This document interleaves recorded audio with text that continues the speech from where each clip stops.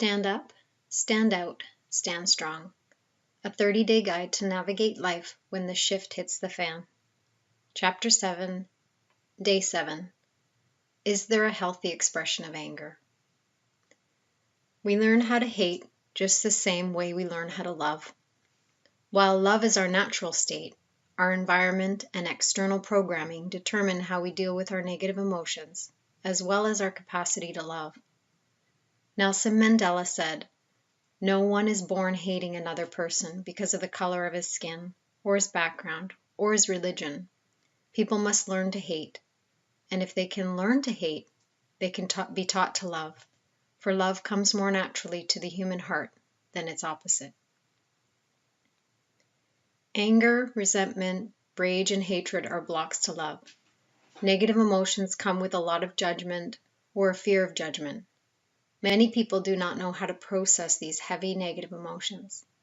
Even those who have fits of rage and outwardly express hate are doing so because that is part of their learned programming, but also because they don't know how to process their own negative emotions in a healthy way. These heavy emotions are becoming harder to hide, contain within, and keep at bay. It is as though a bubbling volcano is ready to erupt. In fact, many people process anger that way. Unexpressed anger becomes a cesspool of resentment, which eventually becomes a bout of rage. Eventually, the volcano needs to erupt. When something happens in our environment that bumps up against our accumulated, boiling cesspool of unexpressed emotions, it causes us to blow up. Instead of feeling our own unexpressed feelings, we project them out into the world and cast our anger out as words and/or violence. Before I explain how we can process this long-held accumulation of negative emotions, I would like to explain the idea of a healthy and unhealthy expression of anger. When I was a child, I was taught that anger was bad. To be angry was to be violent. While I never experienced any physical violence in my own home, I grew up to believe that anger equaled violence. My interpretation of that falsehood was that anger was unacceptable and shouldn't be outwardly expressed. I learned to hold on to it and bury it deep inside. I learned to bite my tongue and swallow that bitter pill of resentment. It wasn't until I was a student in an experiential counseling program that I learned that there were healthy and unhealthy expressions of anger. At first, I was baffled by this idea. It boggled my mind. It was like someone telling me the sky was purple and not blue as I thought. Then I felt a huge relief, as though the world had just been lifted off my shoulder. I could finally learn how to release years of built-up resentment and rage in a healthy way. Mostly, I had directed my rage and hatred towards self. Self-blame, self-punishment, self-destructive behaviors were my coping mechanisms.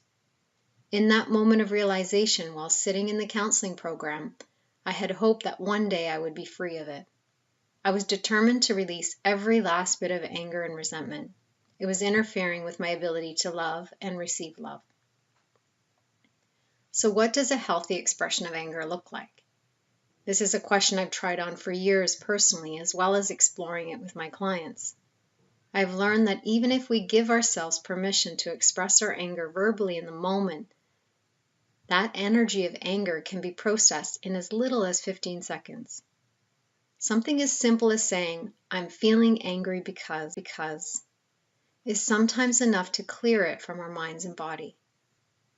It is important to just let the thoughts rise up and out as words without censoring them and feel the emotions behind the words. When we do this, the words we say to ourselves are meant to feel emotionally charged. That is how we free ourselves from the anger and the upset behind them. Here are some examples of the exercise. You can do it on your own at home. I feel angry because no one seems to care about my needs and everyone is so selfish. I feel angry because my parents never loved me the way I wanted them to. I feel angry because my boyfriend is cheating on me. I feel angry because my life is falling apart. I feel angry because no one listens to me. Owning how we feel is empowering. There will be times when we also need to voice our upset or anger to others. which means finding the courage to have those sweaty palm conversations with the individual directly. Alternatively, it could mean talking about how you feel with a trustworthy friend who can hold space for you to express yourself.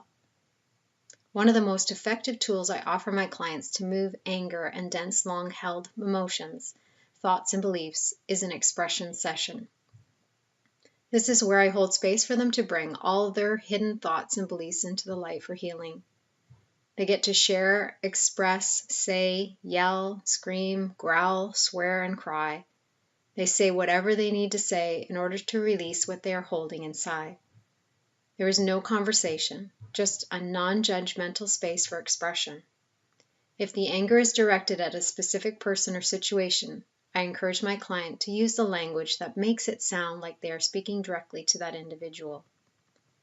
This type of session is extremely cathartic, and all the unspoken thoughts and feelings that have been plaguing a person can come to the surface and are released. It works well for expressing all of our own internal critical thoughts as well. Sharing our negative, critical self-talk out loud exposes it and releases it. I often say it's like throwing it all up. I encourage clients to keep going until they feel as though they have emptied it all out to the point where there is nothing left to say. Most of the time, there's an underlying fear, grief, or a sense of loss hidden beneath the anger. An expression session is a powerful tool that requires a compassionate witness who can be fully present, non-judgmental, and who won't get caught up in the words and the story. If you need support in releasing anger or other pent-up feelings, contact me for an expression session. Another way to release what is bottled up inside of you is to write an FU letter. It's a letter to the individual that is not to be sent. Your eyes only. Let it all out and say what you have always wanted to say or need to say. Once you feel that you've emptied out all the words onto paper, burn the copy or delete it. I cannot stress this enough. It is for your eyes only. When you burn the letter or delete it, set an intention to let it all go. It may be helpful to follow up your FU letter with a forgiveness letter.